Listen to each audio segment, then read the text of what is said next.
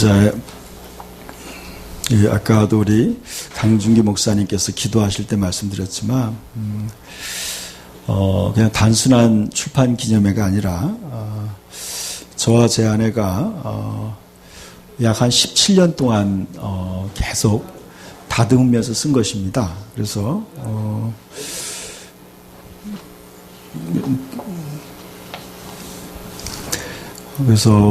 계속 하나님께서 인도하시고 또 보완하게 하셔서 어제 400권이 나왔습니다. 그래서 밤새 가지고 작업해서 우리 또 출판하시는 집사님이 며칠 밤을 새셔서 만들어서 어제 점심때 주셨습니다.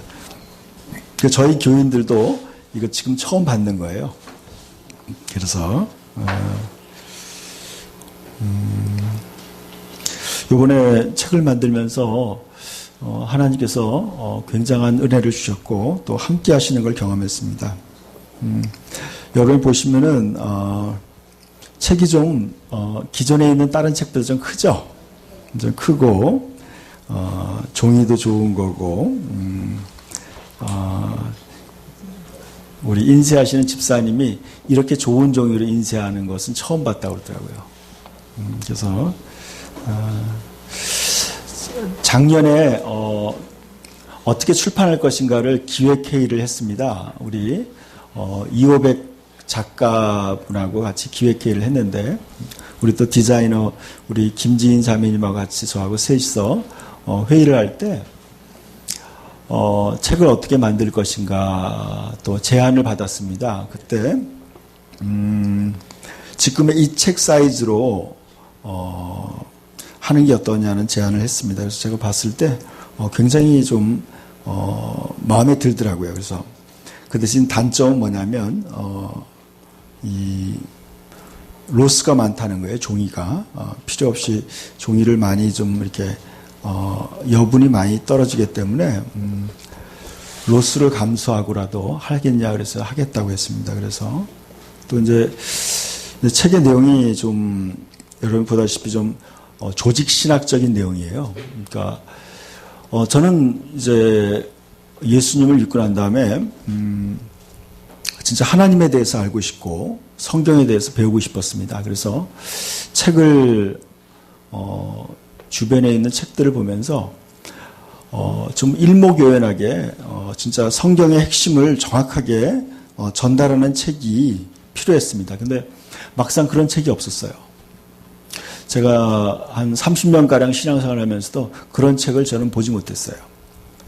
그래서 성도들에게 쉽게 그리고 정확하게 하나님의 말씀을 알려줄 수 있는 그런 책을 만들겠다고 무모하게 도전을 했어요.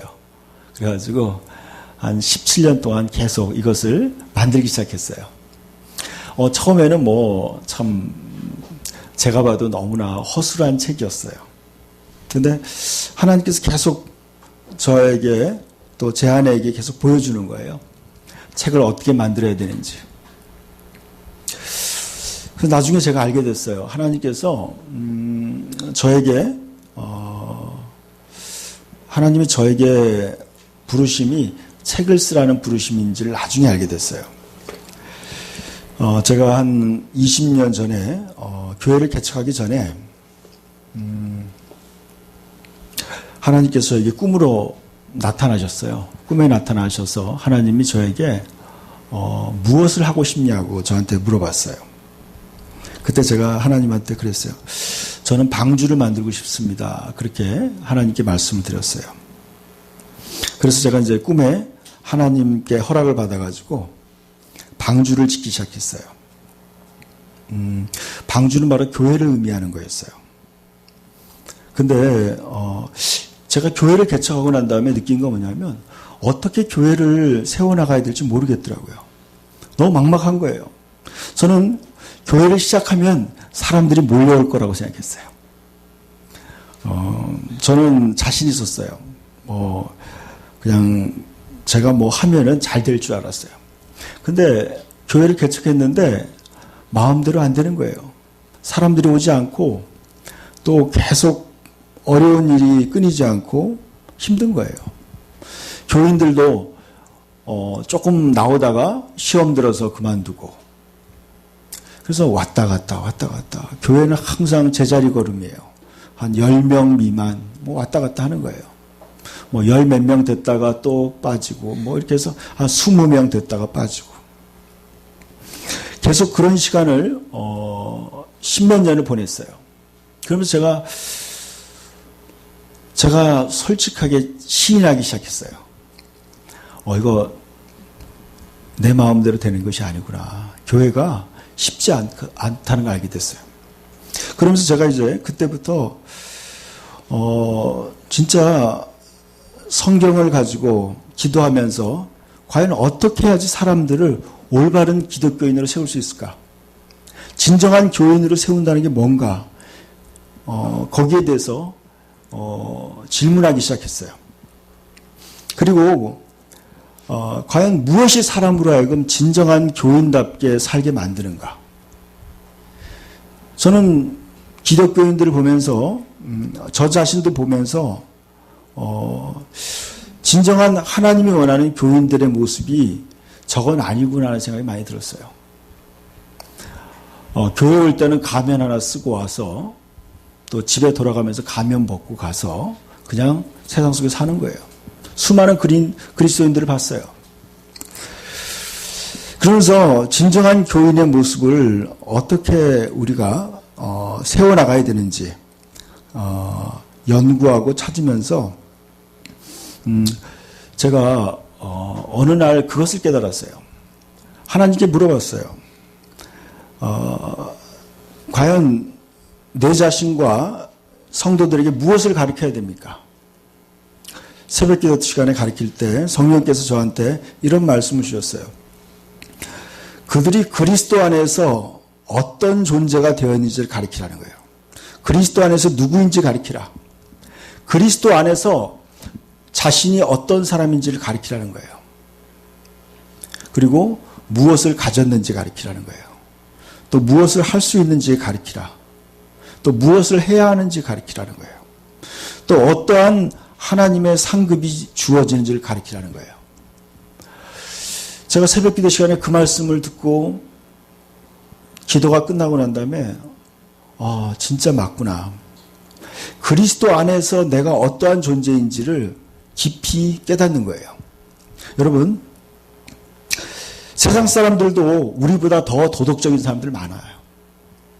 더 훌륭한 사람들 많아요.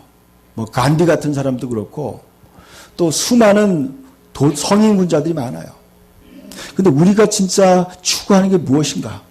그것은 바로 그리스도 안에서 바로 우리가 어떠한 존재가 되느냐는 거예요. 그것은 바로 하나님의 생명으로 다시 태어난 사람의 정체성이에요.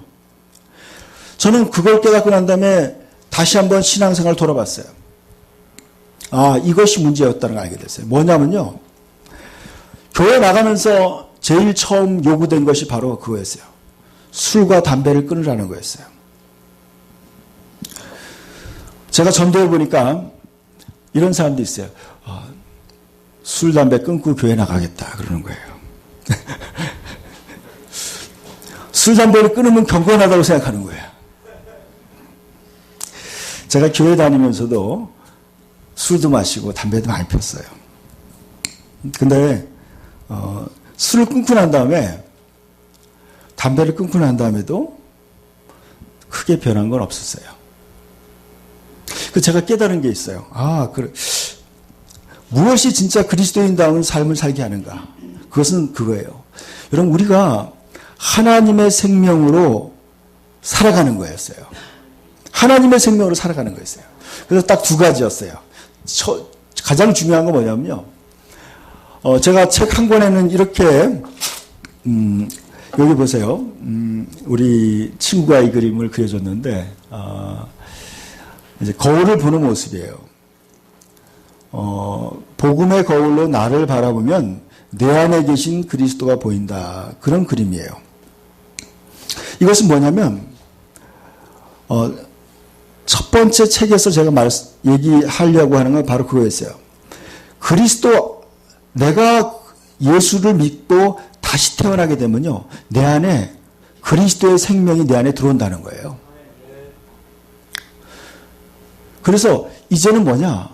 이제는 내 안에 그리스도의 생명으로 살아간다는 거예요. 그러니까 여러분, 기독교는요, 도덕 종교가 아니에요, 여러분. 착하게 살고 안 살고 하는 그것은 현상에 불과한 거예요. 진짜 중요한 건 뭐냐면 그 사람 안에 그리스도가 살아있느냐는 거예요. 그래서 그 그리스도로 말미암아 살아가는 거예요. 그리스도로 말미암아 사는 거예요. 그게 그 사람의 정체성이에요. 그리스도 안에서 누구인가? 무엇을 가졌는가? 내 안에 그리스도의 생명을 가졌어요. 내 안에 하나님의 생명을 가진 거예요. 나는 이제 새로운 사람이 됐어요. 내 안에 영원한 생명이 주어진 거예요. 나는 더 이상 높아질 것이 없는 거예요. 나는 이제 하나님의 영광스러운 자녀가 됐기 때문에 그런 거예요. 그 정체성이에요.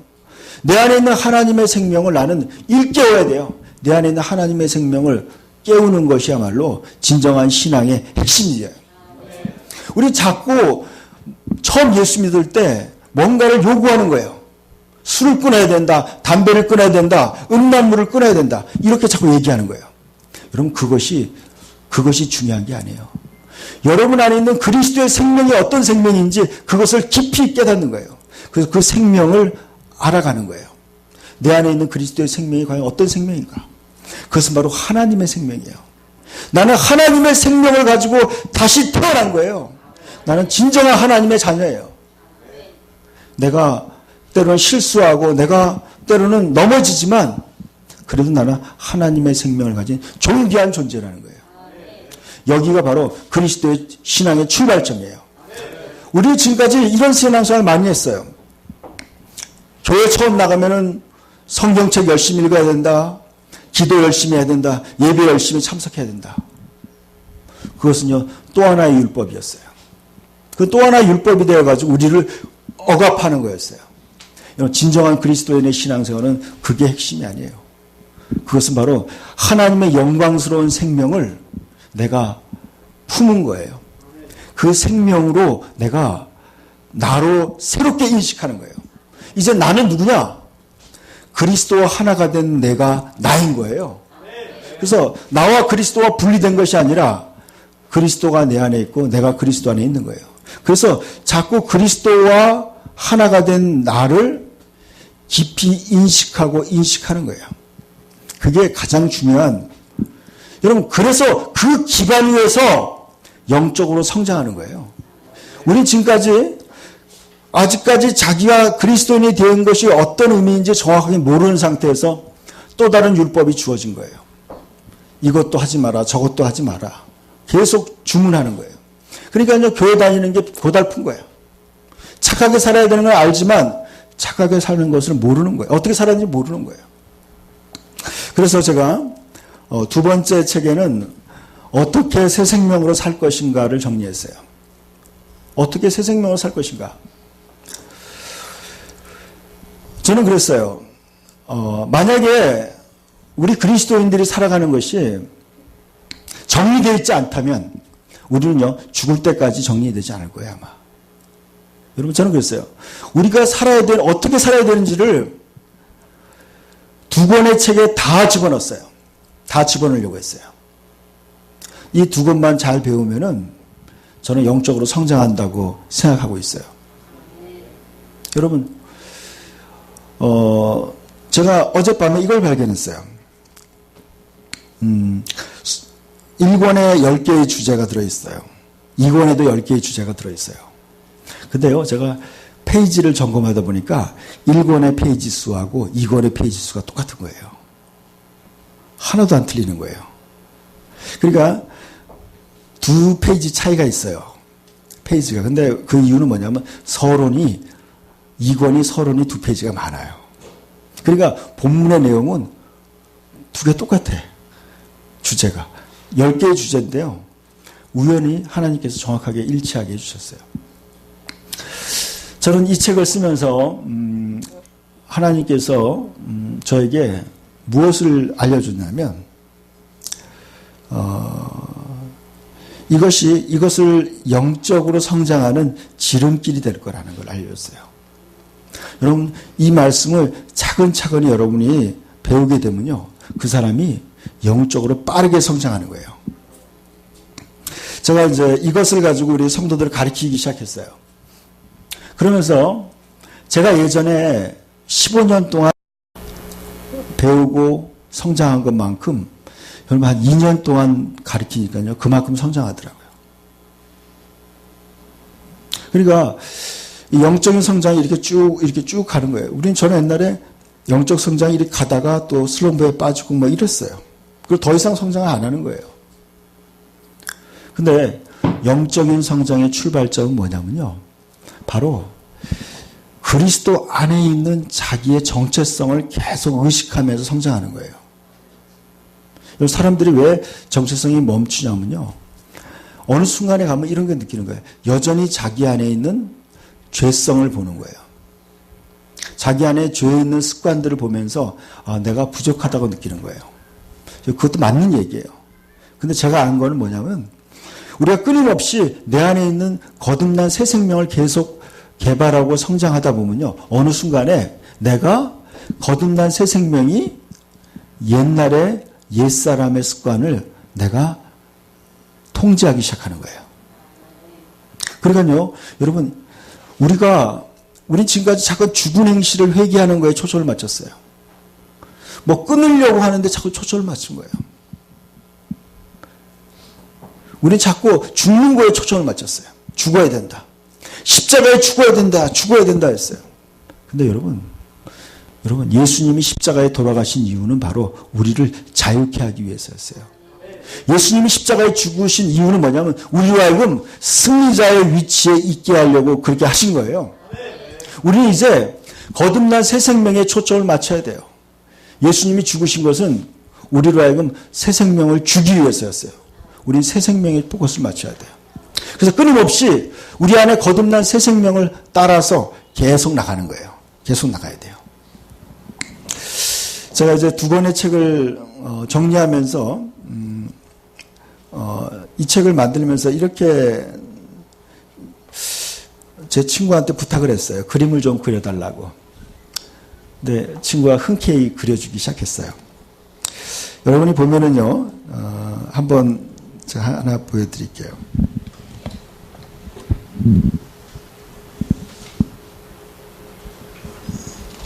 38페이지 한번 보실래요?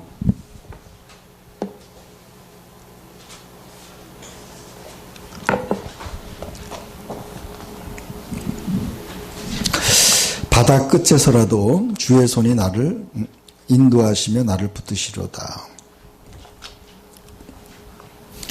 바다의 파도가 이제 하나님의 손을 표현한 거예요. 그래서 제가 이제 그 성서공회 민영진 그 총무요 되셨던 분이 이 책을 이제 추천을 하시면서 다 읽어보셨대요. 그러면서 책에 있는 이 사파가 너무 좋다고 기억에 오래 남고 또 영적인 영감을 불어넣는다고 그런 얘기를 많이 하시더라고요. 근데 저는 이제 이 책의 특징은 그렇다고 생각해요. 저는 간결하게 쓰려고 했어요. 너무 많은 내용을 담고 있어요. 그러니까 신앙에 필요한 모든 내용을 다 집어넣으려고 했는데 거기에 설명이 많아지면 책이 커지고 부피가 많아지더라고요.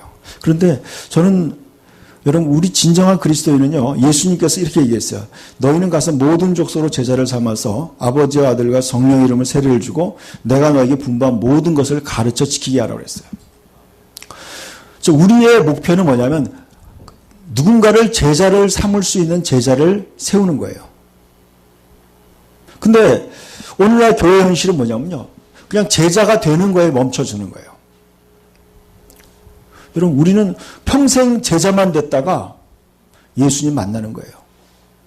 예수님의 바람은 뭐냐면 우리가 누군가를 이제 제자를 때가 오래되었으므로 너희가 이제는 선생이 돼서 누군가를 제자를 삼아서 이제는 제자를 키워서 세울 수 있는 그러한 제자가 돼야 되는 거예요. 그러기 위해서는 내가 정리가 돼야 되는 거예요. 내가 무엇을 가르쳐야 될지 정리가 돼야 되는 거예요. 그래서 제가 간략하게 가장 중요한 진리만을 책에 모은 거예요. 그래서 이것을 내가 숙지하고 내가 누군가에게 가르치는 거예요. 근데 제가 이제 이 책을 정리하면서 이 책에 굉장히 심오한 진리들이 있어요. 제가 예전에 몰랐던 걸 또 많이 알았어요. 하나님이 많이 알려줬어요. 여러분, 전 세계의 영적인 거장들의 책들을 제가 보기도 하고 또 하나님이 저에게 많은 걸 알려줬어요. 여기 안에는 진짜 여러분 굉장히 풍부한 내용이 많이 들어있어요. 여러분, 이 두 권의 책을 여러분이 계속 읽어보세요. 그리고 이 내용을 자기 것으로 소화하세요. 그리고 누군가에게 가르치는 거예요. 제가 이 책에 제가 이런 어떤 것을 제가 사인을 좀 해드릴까 하다가 이런 말이 생각이 났어요. 보이는지 모르겠어요. 한번 읽어볼까요? 사랑하는 성도님께 영적으로 성장하여 하나님께서 예비하신 모든 은혜를 영원히 누리십시오. 그랬어요. 영적으로 성장하여서 하나님께서 예비하신 모든 은혜를 영원히 누리는 거. 여러분, 영적인 갓난아이들은요, 하나님의 은혜를 누릴 수 없어요. 그리고 사명을 감당할 수 없어요. 저는 신앙생활 하면서 깨달았어요. 영적으로 성장하는 것만큼 중요한 일이 없다는 걸 알게 됐어요. 여러분, 어린아이로 계속 머물러 있다고 생각해 보세요. 어린아이가 세상에 나가서 어떻게 사회생활을 할 수 있겠어요? 못해요, 여러분. 여러분, 영적으로 어린아이들은요, 예수 그리스도의 사명을 감당할 수 없어요. 그리고 영원한 세계를 이해할 수 없어요. 하나님도 온전히 알 수가 없어요. 근데 많은 사람들은 어떤 줄 아세요?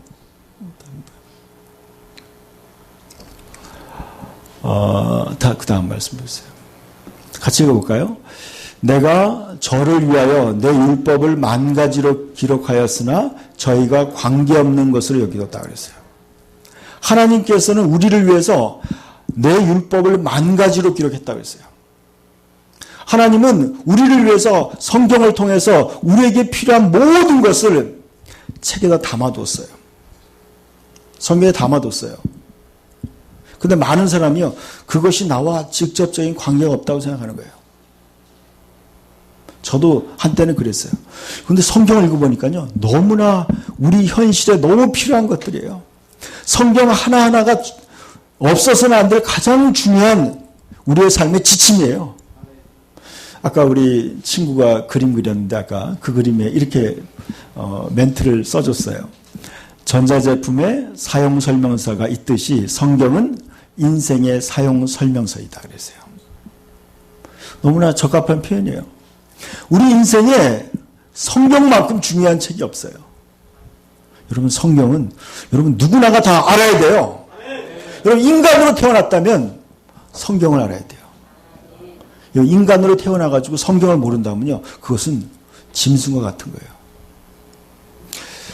시편에 이런 말씀이 있어요.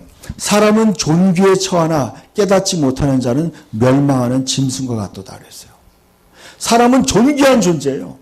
하나님의 형상을 닮은 존귀한 존재예요. 그러나 깨닫지 못하는 자는 짐승처럼 살다가 죽는 거예요. 우리는요, 성경을 알아야 돼요. 여러분, 하나님 말씀을 깊이 알아야 돼요. 근데 하나님 말씀을 어떻게 알 수 있는가? 하나님 말씀을 배우는 거 굉장히 어렵다는 걸 알게 됐어요. 여러분, 같은 성경을 보고요, 이단에 빠지기도 해요. 같은 성경을 보고 예수 그리스도를 안 믿는 사람도 있어요.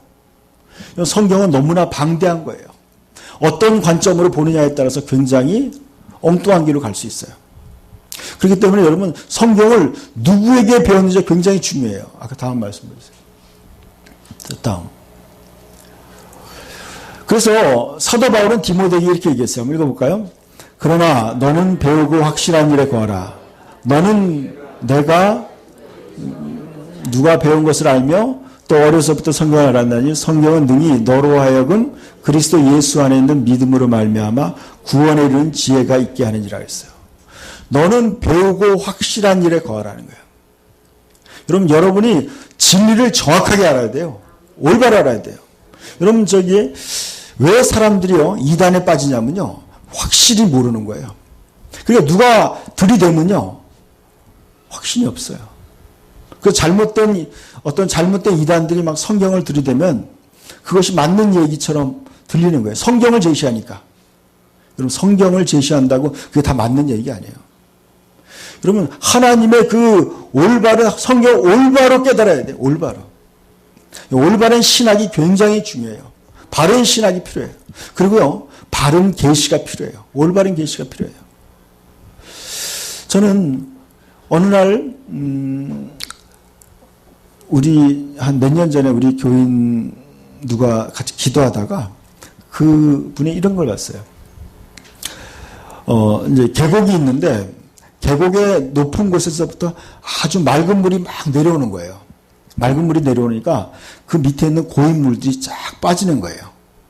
그러면서 고여 있는 더러운 물들이 싹 빠지면서 깨끗한 물이 싹 차는 거예요. 제가 그걸 경험했어요. 진짜 올바른 성경 말씀을 계속 배우고 연구하다 보니까 잘못된 그런 인본주의적인 그런 가르침들이 빠져나가는 거예요. 그러면서 성경이 올바로 해석이 되는 거예요. 올바로 해석이 돼요. 그 영적인 분별력이 생기는 거예요. 여러분이 성경을 올바로 배운다는 게 굉장히 중요해요. 제가 이 책을 써가지고 우리 신학교 교수님들에게 보내드렸어요. 그리고 존경하는 목사님들에게 원로 목사님들에게 보내드렸어요. 그분들이 읽고 저한테 그렇게 연락이 왔어요. 신학적으로 오류가 없고 아주 잘 됐다고 칭찬하더라고요. 근데 왜 그러냐면요. 왜 성경이 이렇게 중요하냐 이 책이. 저는 이 책을 갖다가 설교집으로 쓰려고 한 게 아니었어요. 그래서 오랫동안 검증했어요. 계속 확인했어요.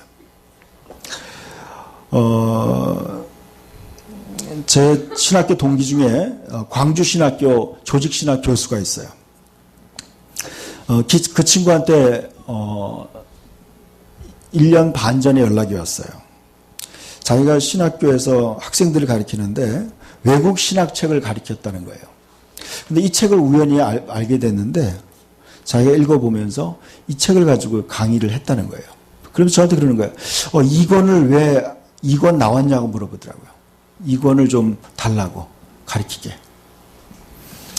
근데 제가 2년 쓰는데 이권을 쓰는데 한 4년이 걸렸어요. 4년이 걸렸어요. 또 쓰고 또 고치고 또 쓰고 또 고치고 또 이것이 과연 진짜 이것이 성경의 하나님의 올바른 그 흐름에 맞는가 틀리는가 또 점검하고 또 점검했어요. 또 확인했어요. 이번에도 이제 어떤 우리 민영진 그 목사님이라고 성서공회 아시아 태평양 지역의 성서 번역 의장이었던 분이에요. 그분의 이제 이 책을 읽어보고 저한테 연락이 왔어요. 너무나 감사하다고. 목사들이 이런 책을 써준다는 게 너무나 감사하다는 거예요. 그러면서 저한테 두 가지를 지적하더라고요. 이것은 원어적으로 봤을 때 이 성경은 조금 안 맞는 것 같다. 두 가지를 좀 요거를 빼는 게 좋겠다. 그렇게 얘기하더라고요. 그러면서 나머지는 다 좋다고 그랬어요. 제가 왜 이 말씀을 드리냐면요. 아까 이것 때문에 그래요. 너는 배우고 확실한 일에 거하라 그랬어요. 저는 이 말씀을 가지고 제가 살려고 노력했어요. 그리고 저희 교인들이 그렇게 살고 있고 또 저희 자녀들이 그렇게 믿고 살고 있어요. 저는 신앙생활하는 게 즐거워요. 좋아요. 만족스러워요. 이렇게 살면 되는구나. 그래서 제가 그렇게 살면서 가르치려고 하고 있어요. 근데 여러분 여기 다음 말씀 좀 보여주세요. 같이 읽어볼까요? 모든 성경은 하나님의 감동으로 된 것으로 교훈과 책망과 바르게 함과 의로 교육하기에 유익하니 이는 하나님의 사람으로 온전하게 하며 모든 선한 일을 행할 능력을 갖추게 하려 함이라 그랬어요. 제가 17절 말씀을 깨닫게 됐어요. 하나님의 사람으로 온전케 해야 된다는 거예요. 온전케. 여러분 올바로 가르치니까 교인들이 올바로 신앙생활을 하더라고요. 여러분, 제가 지금 20년, 19년째 지금 하고 있어요. 교인들이 많지 않기 때문에 한 사람 한 사람씩 맨투맨으로도 많이 가르쳤어요. 근데 어떻게 가르치느냐에 따라서 온전하게 되기도 하고요. 그렇지 않기도 되더라고요. 그러니까 여러분, 그래서 하나님의 사람으로 온전하게 하며 모든 선한 일을 행할 능력을 갖추게 한다는 거예요. 능력을 갖추고. 여러분, 온전하게 한다는 것은 두 가지 의미가 있어요. 하나는 뭐냐면 능력 면에서 온전해야 돼요. 또 하나는 성품 면에서 온전해야 돼요. 하나님의 자녀로서의 성품 면에서 온전해지고 또 하나님의 뜻과 사명을 이루기 위해서 온전해져야 돼요. 우리는 이게 하나님의 사람으로 온전하게 되는 것이 바로 우리의 삶의 목적과 이유예요. 여러분이 이 땅에 이제 다 시간이 끝날 거예요. 그럼 무엇이 남냐면요. 바로 여러분 자신이 남는 거예요. 여러분이 얼마나 온전한 사람이 되었느냐는 거예요. 여러분, 하나님 앞에 섰을 때 여러분이 하나님을 얼마나 닮아갔느냐, 또 하나님의 자녀로서의 자신의 사명을 감당했느냐는 거예요. 이것이 바로 우리의 인생이에요. 여러분, 우리의 지금의 인생은요, 영원한 운명을 준비하는 거예요. 그러기 위해서는 여러분, 영적으로 성장하지 않으면 절대로 영원히 잘 살 수 없는 거예요. 그래서 영적 성장이라는 건 너무나 중요한 주제예요. 그 주제에 맞는 텍스트를 만들기 위해서 저와 제 아내 또 우리 교인들이 합심해서 이 책을 만들게 됐어요. 여러분, 이 책을 통해서 여러분 모두가 같이 정말 하나님이 예비한 영광스러운 신앙생활을 하시길 축원합니다. 우리 기도합시다.